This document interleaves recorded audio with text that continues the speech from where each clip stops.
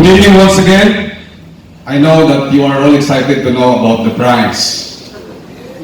Definitely, it is not 50,000 pesos. It's too low. And of course, it is not 70,000 pesos. It's too high. Can you guess the price? Anong price ang gusto nyo? Ano?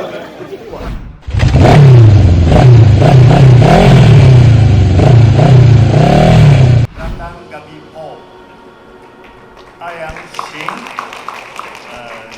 the Chief Designer of Suzuki Japan.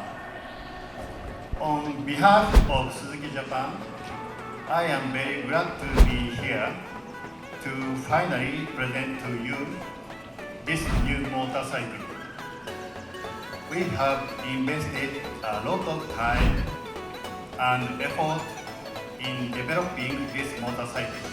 Ladies and gentlemen, the Suzuki Raider J crossover.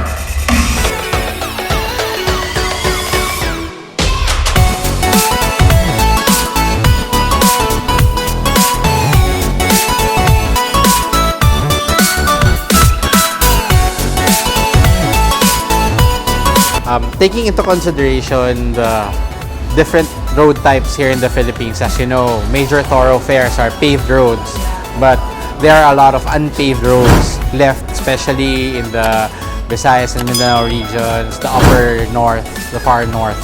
So Suzuki went into the idea of studying the needs of the Filipinos in these particular areas and be able to develop a motorcycle unit that would be best suitable for the Filipinos in those particular areas. Thus, we're able to come up with the Raider J crossover.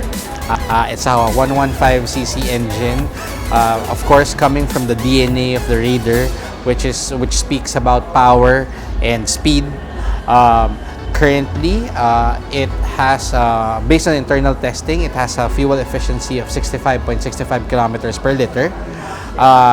With road conditions, when we did that, it was 60 kilometers per liter for a total of 60 kilometers. So we were able to do an internal testing for that. In terms of maximum speed, given a 500 meter distance, we were able to hit 102 kilometers per hour. And in terms of acceleration, from 0 to 200 meters, it is 0.33 milliseconds faster than its competitors, which basically belong to a higher displacement.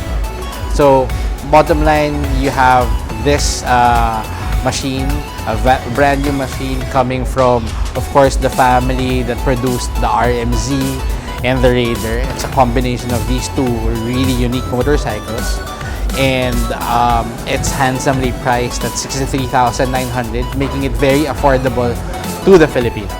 So this particular model is exclusively made for the Philippines, only released here in the Philippines. So technically, this is its global launch. Our design team from Japan, our chief designer, chief engineer, spent numerous weeks here in the Philippines trying to study the road conditions, interviewing different people coming from the different places that they wanted to cover, just to make sure that they come up with the best possible motorcycle for the Filipinos. This particular machines, which basically come out in 4 colors, yellow, red, blue, and black, will be made available by March 15. So we're inviting everyone, please visit our dealerships. March 15, the Raider J crossover will be made available, coming in 4 different colors, yellow, red, blue, and black, and priced at 63,900. For more information, you can visit our websites, www.suzuki.com.ph, and visit our Facebook page, Suzuki Motorcycles Philippines.